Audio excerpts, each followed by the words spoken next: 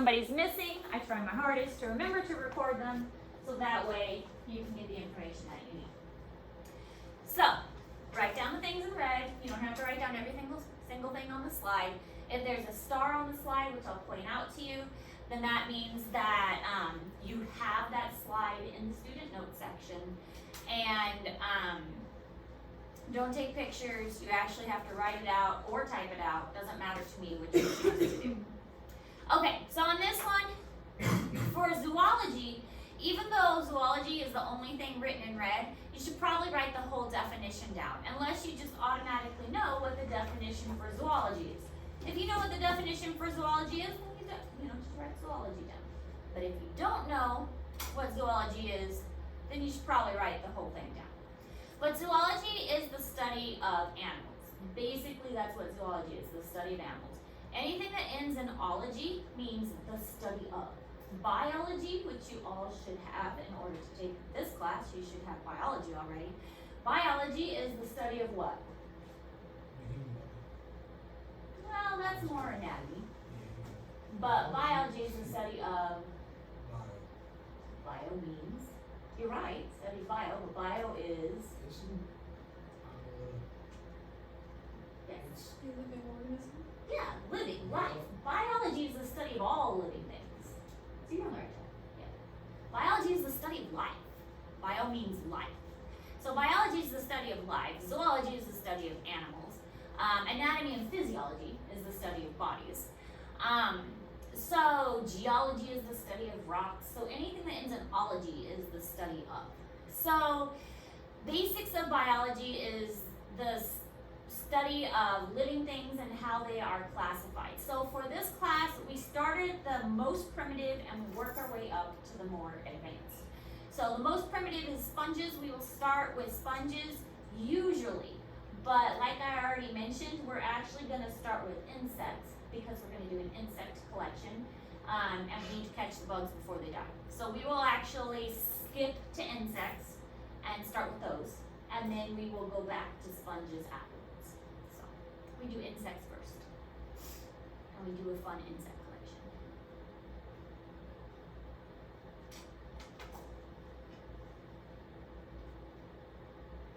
I was trying to think. I think Miss Haxball has a freezer. Yeah, she does. She's a freezer in there because that's how we kill the insects, is we freeze them.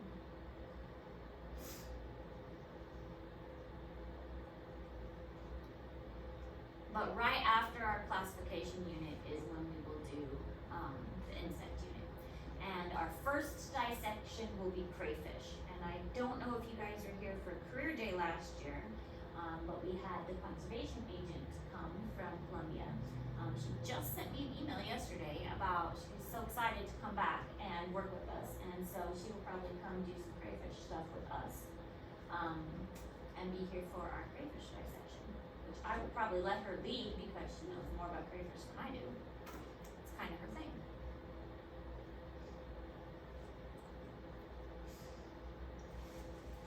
So you will get like the leading crayfish expert in Missouri for your dissection.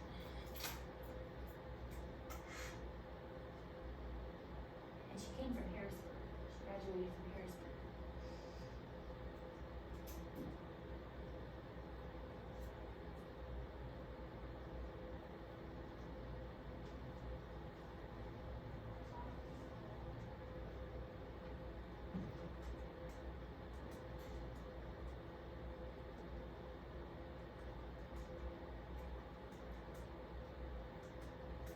So there's one more play to get to know each other game. Did you play that all at the classes? But I think you guys are I don't know Sparky at all. I don't know what happened to me. I've never met Stockholm a day in my life.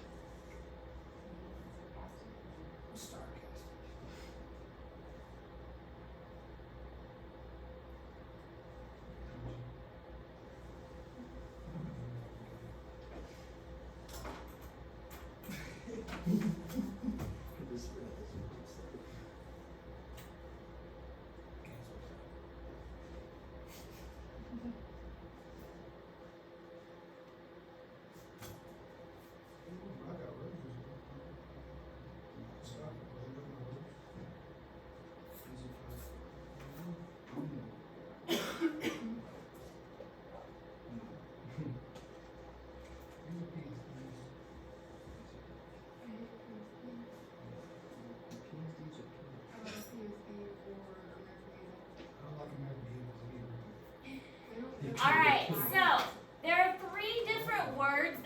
kind of all the same, but kind of slightly different. Classification, phylogeny, taxonomy. Classification is putting them into groups. Phylogeny deals with evolution. That's the main difference there, is phylogeny deals with evolution. And then taxonomy is like the study of. So if you are a taxonomist, you're the one working in a museum that like classifies them. And you're the one that's like, okay, I know what this animal is because I'm a taxonomist. This is my job, is to put these animals into group.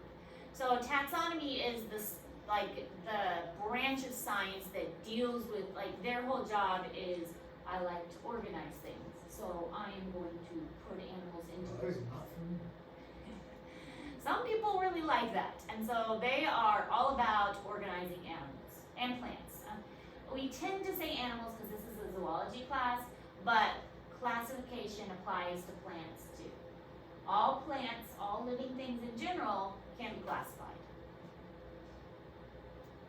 If it's alive and we know about it, it has a scientific name. There was like the panda ant. There's only been one video on that. Really like that panda. One recorded scene. It's crazy. He's really cool. I forgot what it's called. It's a tough shrimp. It's like a banta shrimp. You ever seen one? I It's a have shrimp seen- I where think I there's have like seen punch. that. Oh yeah, I Hit have every seen day. that. There's a punch of crap in this stuff. I have seen that one. That would be good.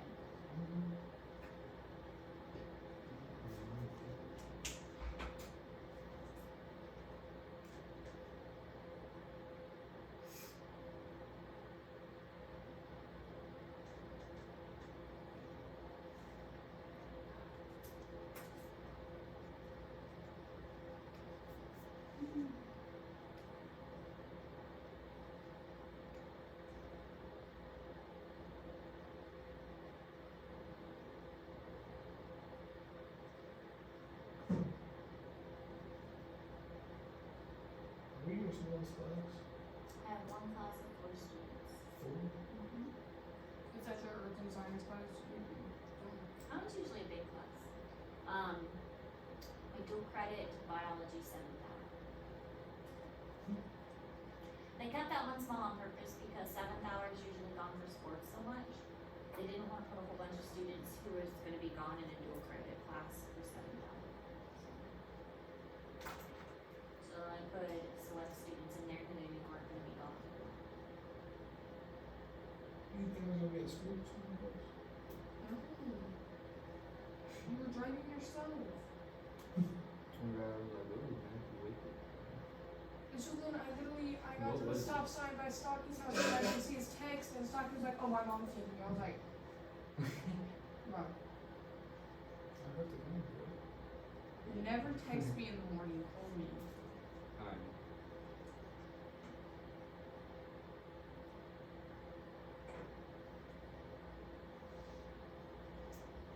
I told you I was my favorite spot. I'm like, y'all can't do this. Yeah, well, man, we're not as special as you are, so.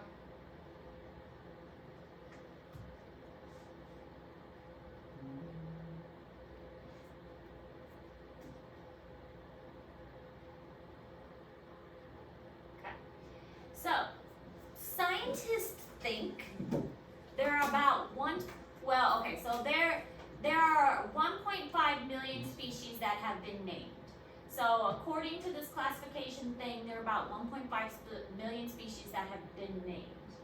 But they think there are anywhere from 2 to 100 million species out there. That's a big range, like 2 to 100 million. That's very broad. So honestly, they don't know how many species are out there. But there are probably only about 30 million. So if they've only named 1.5 and there are actually 30 million out there, what does that tell you? Have we discovered them all? No. We've not discovered all the species that are out there. We are constantly discovering new species, which is pretty crazy when you think about it, because you think we know everything out there. We don't. Think about how many parts of the ocean is in Mexico. Exactly. So every year, in January-ish, there is a new report that comes out. You can check every January of the coolest new species that were discovered the previous year. And there's pretty cool lists. Like about 10 years ago or something, there was a new frog that was discovered who, when he gets scared, he expands his feet and makes his bones stick out, and he uses them as claws like a weapon. But they're actually, he sticks his bones out of his feet. And so it's like he shoots his own bones out to protect himself. So that was a really cool discovery. A couple years ago, there was a new little monkey that was found, like in the deep rainforest somewhere. So it's not always like a boring like beetle, although a lot of times it's a beetle. In truth, it's usually a beetle that's discovered, because beetles are the most abundant animal. The most diverse animal are beetles. But it's not always a beetle. Sometimes it's something cool like a frog that sticks its bones out of its feet. But a lot of times it's a beetle.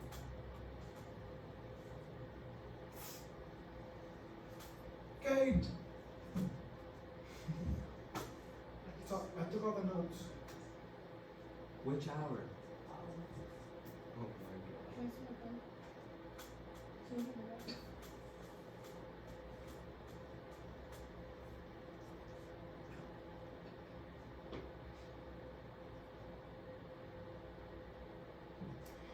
All right, so God. it's important to put things into groups, and this classification helps us not only to keep them organized, but it also helps to give us an idea of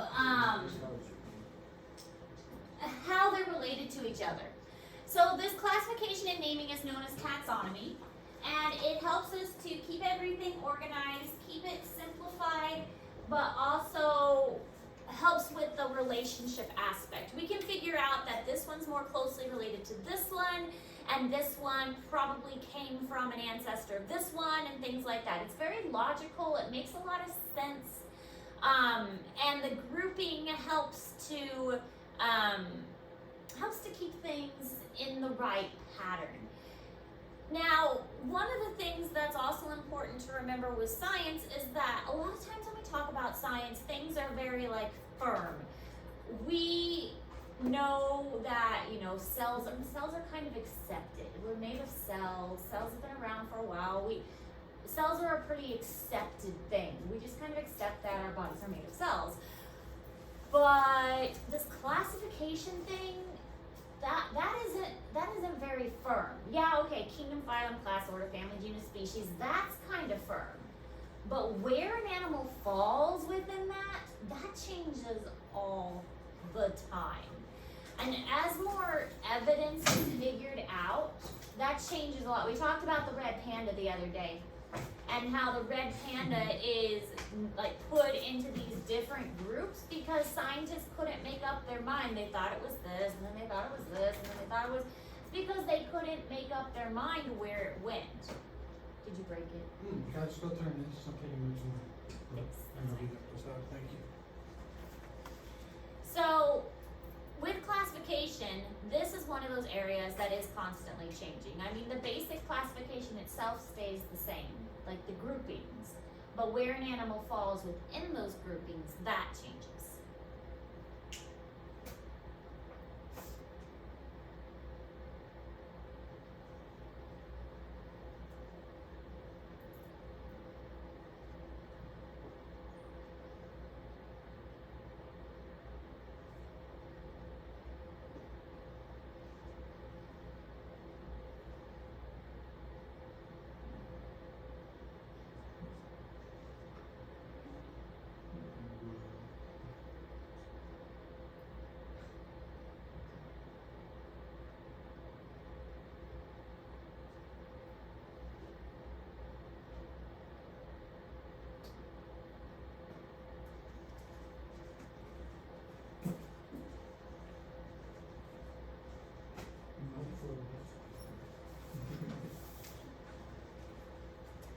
Alright, so this original system was made by a guy named Carolus Linnaeus in the 1700s. 1700s!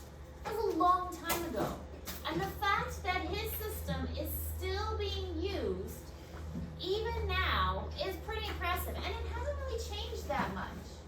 The 1700s was a long time ago, and his kingdom, plan, class, order, family, genus, species. I'm sure you guys have at least heard of that. It's still being used today. We've modified it and changed it a little bit, but it's still being used today. So Carlos Linnaeus is the one that first came up with this system, this classification system, and it's called a hierarchy because it's based on like levels and layers. And so at the top of this layer is the most broad, which it was kingdoms, but one of the ways we changed it is we put domains at the very top. And then species is at the bottom. Species is the most specific, and species is at the bottom. But again, as things are discovered, and DNA was a big one. Once we were able to figure out what DNA was and able to actually look at the DNA level and understand it, then we were able to look, oh, the DNA of this animal is actually really close to the DNA of that animal. Then that kind of rearranged the whole classification thing. We could look at their DNA and say, oh, well, this animal actually goes here because their DNA matches. But Carlos Linnaeus was the one that first came up with all of this. What? Because you looked at me weird. What? Don't look at each other. Stop looking at me. Thank you.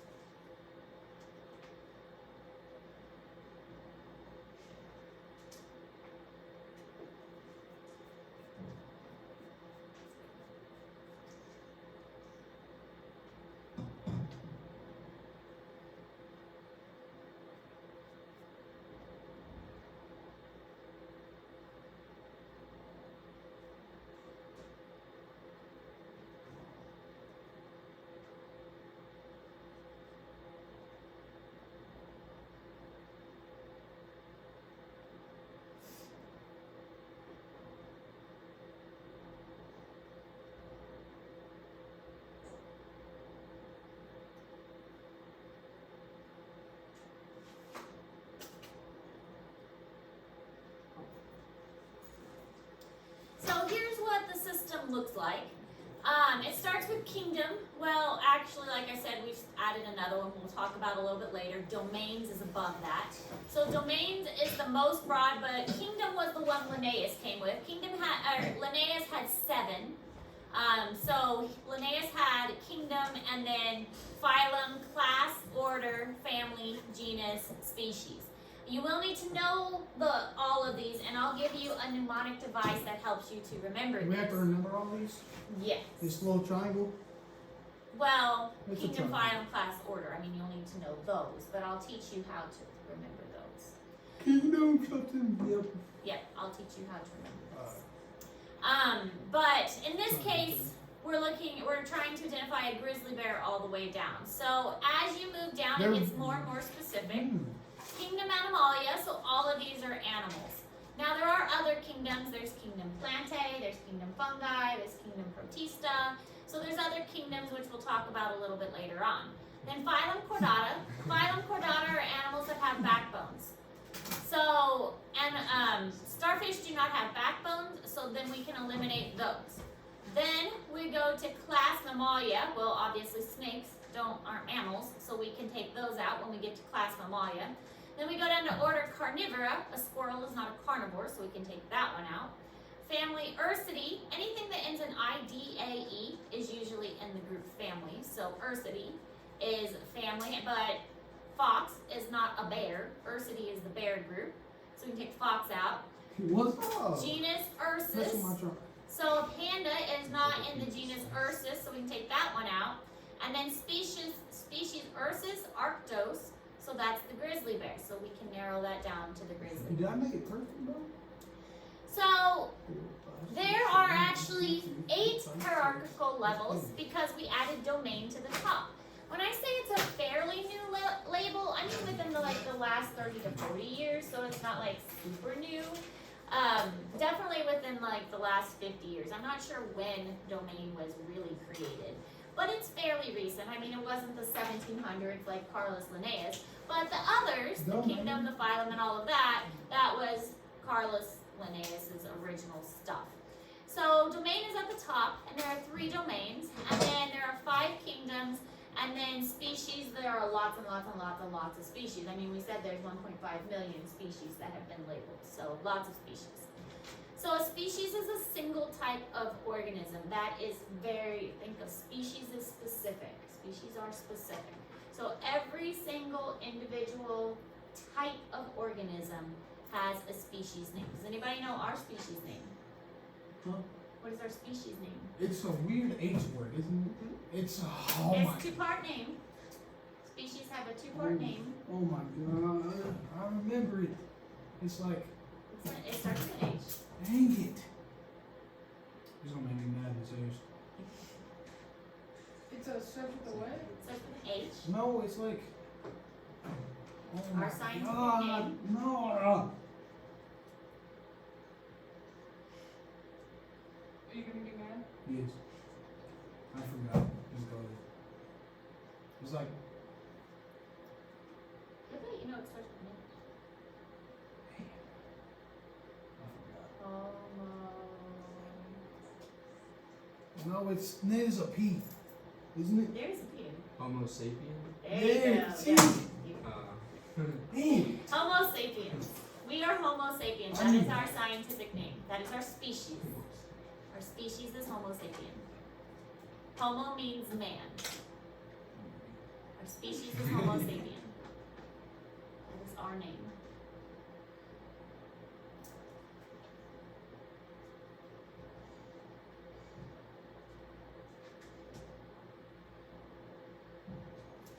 So if you were to classify us out,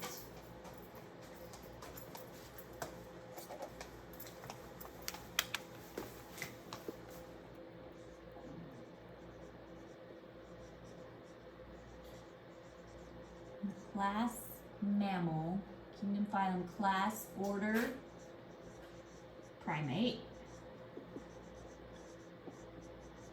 family, commodity, commodidae, find class, order, family, genus, Homo, species, sapien.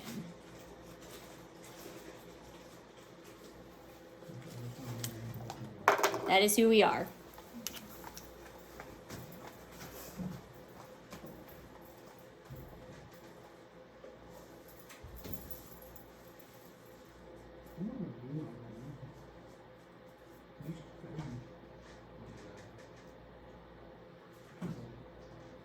Six.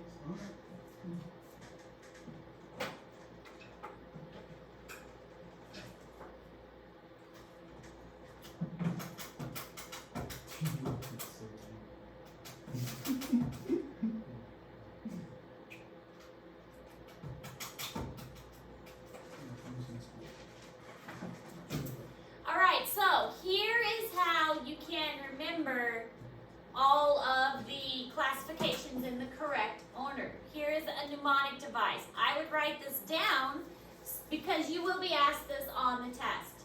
You will be expected to know the 8 levels on the test.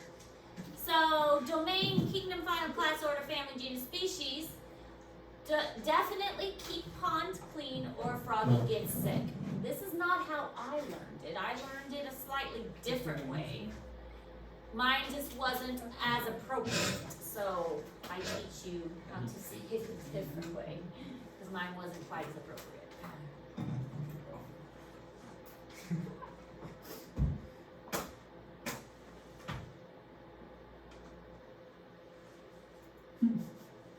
This is all.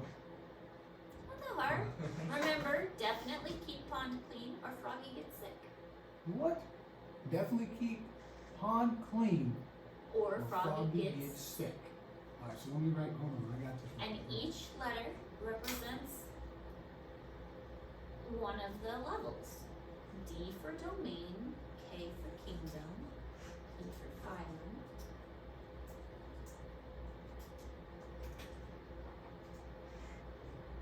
There's lots of other acronyms you can use.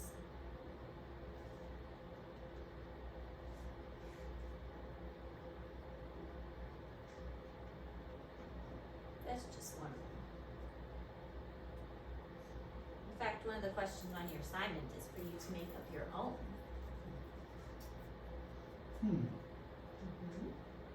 Nice.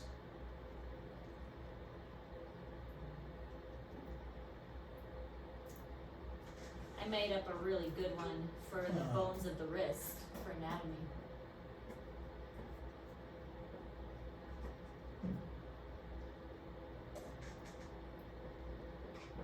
Help my anatomy students learn the bones of the wrist.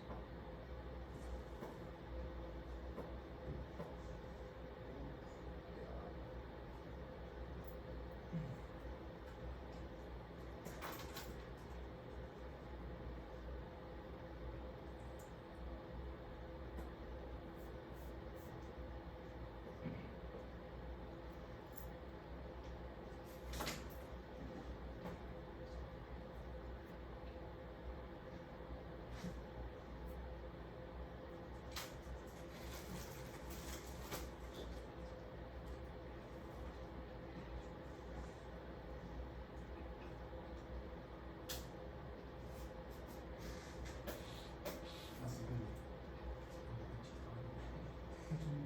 That's crazy. I was just looking at it, I was like, Sticking. what's the word I would use? That's a good one. Alright, so why do we classify things? You don't have to write this down. Not in red, so don't write it down. It helps keep things organized. It helps us guess at their relationship. And it helps unify things and make them the same across the board, because common names are confusing. Common names are confusing. If you see this animal, you, well, first run away. But secondly, it could be called a cougar, a puma, a panther, a mountain lion, or a catamount. All of those names mean this animal. It is the same thing. Common names are confusing. We see a bluebird, what I call a bluebird. Blue jay. And see, you can think of it as a blue jay. Our state bird, I believe, is the bluebird, the eastern bluebird from Missouri. Nah, that's a blue jay. But the blue jay is a completely different bird than a bluebird. Completely different bird. So that's why we use scientific names. What I call, and we'll watch a video clip in a little bit, if we can. But what I call a blue jay and what another person calls a blue jay are different. So using scientific names are important because Bird. this is called puma concolor. That is its scientific name, is puma concolor. Puma concolor? Yes. That's what's up. And that is its scientific name. So, no matter where you go, if you say puma concolor, that is this animal. Puma concolor? You can look it up, and that is this animal's name. No matter where in the world you are. All scientific names are made in Latin. That's why there are funny words. And that is why also, like all of my animals, I put their scientific name. And if you look at my animals, the spiders, I have 3 of them. This is Brachypelme vagans. Good. This one is Brachypelme smithi. And Mr. this P. one, what? Mr. P. Mr. T is Grammostola pulchra. Huh? That's a scientific Yeah. name. It's Grammostola pulchra. This tarantula is good. But this one's Look, Brachypelma you see that one vagans, right there, this the one's little purple one? Brachypelma smithi, and this one's Brachypelma adopulosum. So I have 3 that are in the same Weevil. genus. So they are all very closely related, even though they are different species, they're very closely related. So how to write a scientific name. I promise this will be on the test too. So make sure you pay attention. This will be on the test too. When you write a scientific name, there is a very specific way you have to write it. First of all, it's called binomial nomenclature because it's a two-part name. Binomial, bi for two names, okay? So we are Homo sapiens. We already went over that. Oops, I'm already writing my scientific name wrong. Okay. Well, if you're already doing it wrong, what do you think I'm gonna do? I corrected it. Homo sapien, all right? Homo is the genus because it's a two-part name. So it's always written genus and species. Genus is first, species. So all of those Brachypelmas one I was reading over there with the spiders, Brachypelma was the genus. The second word is the species. That's how this is written. Genus, species. Okay? But the genus is always capitalized. Always? Always. For the scientific name. The genus is always capitalized. Everything else is lowercase. I was writing it wrong because I started to capitalize the species. Everything else lowercase. Genus capital, everything else lowercase. The other thing that's important, when you are typing, you put it in italics. So if you look at all of my little labels, they're all in italics. I made sure to write all of my scientific names correctly for you guys. When you are writing it out, you underline it.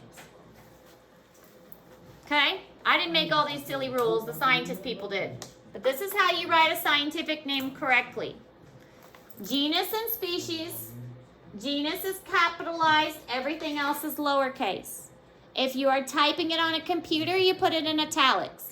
If you are writing it out on paper, you underline it. So this one, my little crested gecko, he is Coralophus ciliatus, and I have capitalized the genus, and it's in italics because I typed it out. When can we hold it? What? Next class that we have a little more time. Would I you took him what? out in advisory the other day. Would you? Oh, little baby A Liddy? little gecker. Gator? Gecker. Little gecker. He came out the other day. What's so funny, son?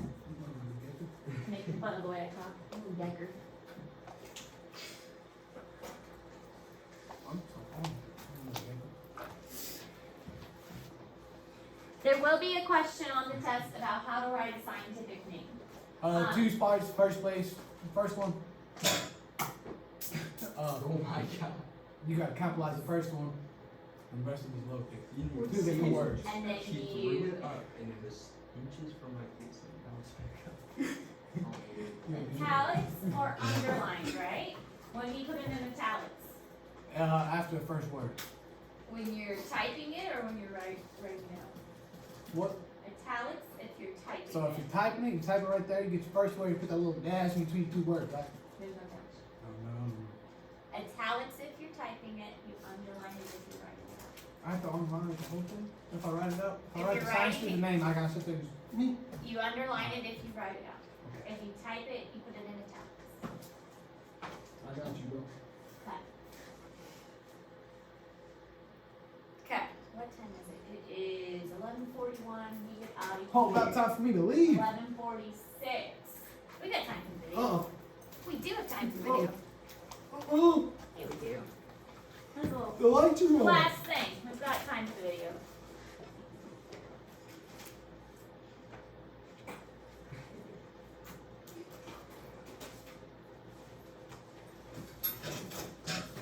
Well, let's be. Maybe. Where's your sound?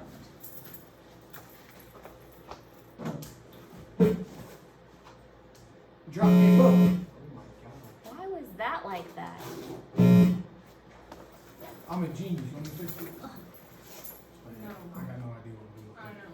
Stop playing. I fixed your car speaker. You touched a wire. In this episode, we'll be exploring biological classification. Biological classification is a form of scientific taxonomy. As we've learnt in Phil's Insect Orders episode, taxonomy is simply a way of putting things into categories. Biological classification is how scientists categorize all living things, from bison to bacteria. The man who came up with it all was Carl Linnaeus, who came up with a system of categorizing the natural world based on shared characteristics. Most importantly, he came up with something called the Latin binomial system, a two-worded system used today to give a unique scientific name to every known species. We'll come back to that in a little bit. His ranking system was much improved by Charles Darwin's principle of common descent and the onset of modern cladistics. Instead of organisms being grouped purely on shared characteristics, they were now grouped according to evolutionary relatedness, using evidence from multiple fields. So what are the ranks that Linnaeus came up with? Well, let's go back to our dronefly.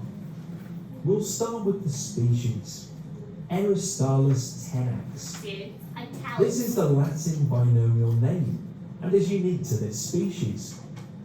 Tenax is the species name given to only that specific type of dronefly.